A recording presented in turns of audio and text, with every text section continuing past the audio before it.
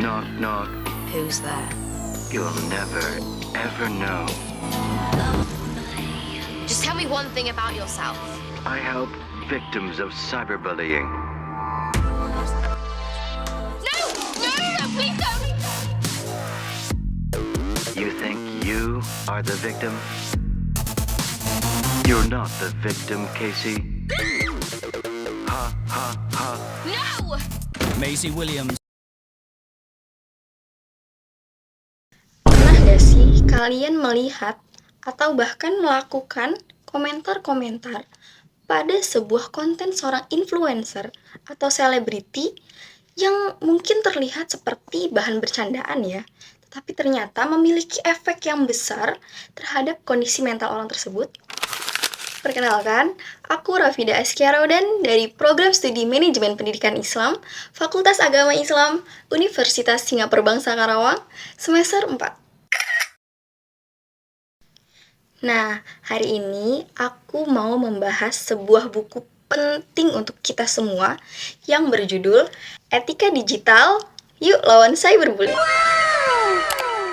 Buku ini memberikan wawasan tentang cyberbullying dari penyebab, dampak, hingga cara menghadapinya dengan bijak. Penasaran? Tonton video ini sampai selesai dan jangan lupa untuk like, subscribe, dan share ke teman-teman kalian supaya kita semua bisa jadi netizen yang lebih bijak. Let's go!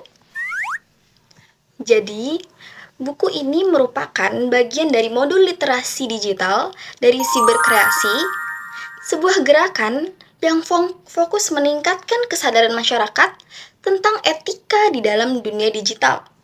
Buku ini terdiri dari beberapa bab, yaitu apa kabar cyberbully di Indonesia? Bab ini membahas fenomena cyberbullying di Indonesia dan seberapa besar masalah ini terjadi di kalangan remaja. Kemudian yang kedua, ini penyebab dan dampak cyberbully. Di sini dijelaskan mengapa seseorang bisa menjadi pelaku cyberbullying serta dampak buruknya bagi korban. Kemudian yang ketiga, jangan mematung, ini cara menghadapi cyberbully. Bab ini memberikan tips praktis bagaimana kita bisa menghadapi cyberbullying apabila kita mengalaminya. Kemudian yang keempat, menjaga diri dengan fitur keamanan dan privasi. Ada banyak fitur keamanan di media sosial yang bisa kita gunakan untuk melindungi diri dari serangan cyberbully. Kemudian yang kelima, kecerdasan buatan dalam moderasi konten negatif. Nah, di bab ini kita belajar bagaimana teknologi AI membantu dalam mengurangi konten-konten negatif di internet. Buku ini gak terlalu tebal sih, tapi isinya daging semua. Gaya bahasanya ringan, mudah dipahami, dan banyak ilustrasi-ilustrasi menarik yang bikin kita lebih paham tentang cyberbullying dan bagaimana cara menghadapinya. Teman-teman tahu gak sih kalau cyberbullying di Indonesia itu cukup parah? Menurut penelitian dari Center of Digital Society, 45,35% remaja di Indonesia pernah menjadi korban cyberbullying. Dan yang mengejutkannya lagi, 38,41%-nya mengaku pernah menjadi pelaku cyberbullying. Cyberbullying bisa berupa komentar jahat di media sosial, menyebarkan video-video mempermalukan seseorang, hingga menyebarkan gosip-gosip atau hoaks untuk menjatuhkan orang lain. Salah satu kasus yang sempat viral adalah kasus anak di Tasikmalaya yang menjadi korban perundungan digital hingga berujung tragis.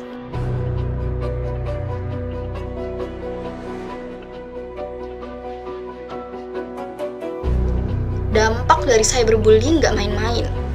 Korban bisa mengalami depresi, kehilangan kepercayaan diri, bahkan dalam beberapa kasus, ada yang sampai kehilangan nyawanya. Ini bukan sekedar canda-candaan biasa, tetapi bisa menghancurkan hidup seseorang. Kita mungkin bertanya-tanya, Kenapa sih cyberbullying bisa terjadi? Dalam buku ini dijelaskan beberapa penyebab utama cyberbullying. Di antaranya, anonimitas di dunia digital. Karena nggak bertatap muka langsung, banyak orang merasa lebih berani berkata kasar, bahkan sampai menghina orang lain. Kemudian, kurangnya empati. Banyak orang nggak sadar bahwa komentar mereka itu bisa melukai perasaan orang lain. Kemudian ada lingkungan sosial.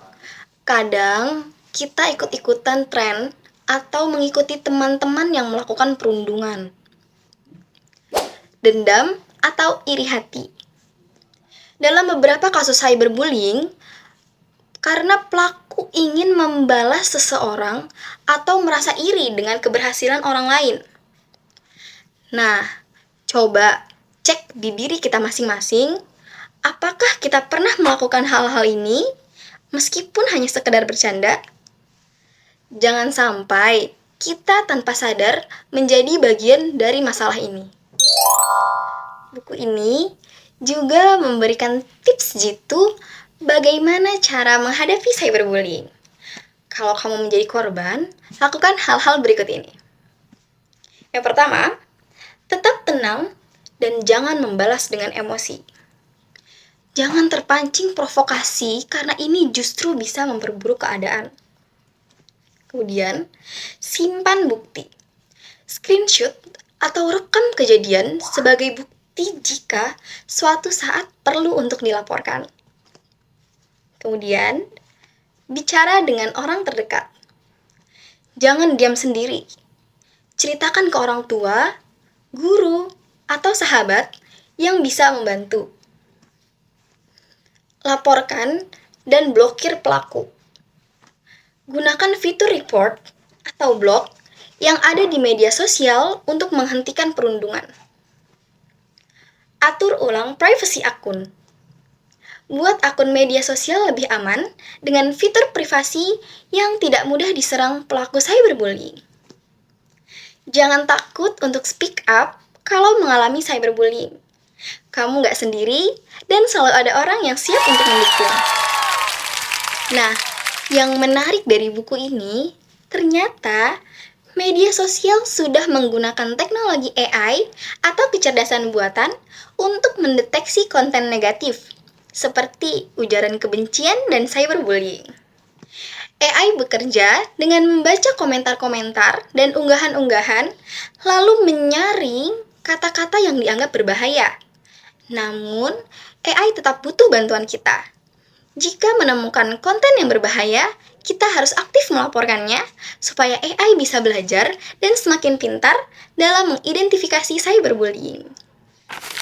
Jadi, buku Etika Digital Yuk Lawan Cyberbully ini wajib banget dibaca, terutama untuk kalian-kalian yang aktif di media sosial.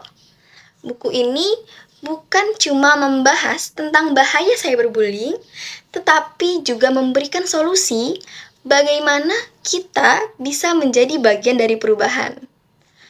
Mari kita mulai dari diri sendiri, berinternetlah dengan bijak, berpikirlah sebelum berkomentar, dan selalu berempati terhadap orang lain. Jangan sampai kita menjadi korban, apalagi pelaku cyberbullying. Kalau kamu setuju dan ingin dunia digital menjadi lebih sehat, jangan lupa like video ini, subscribe, dan share ke teman-temanmu. Yuk jadi netizen yang lebih positif. Sampai jumpa di video selanjutnya.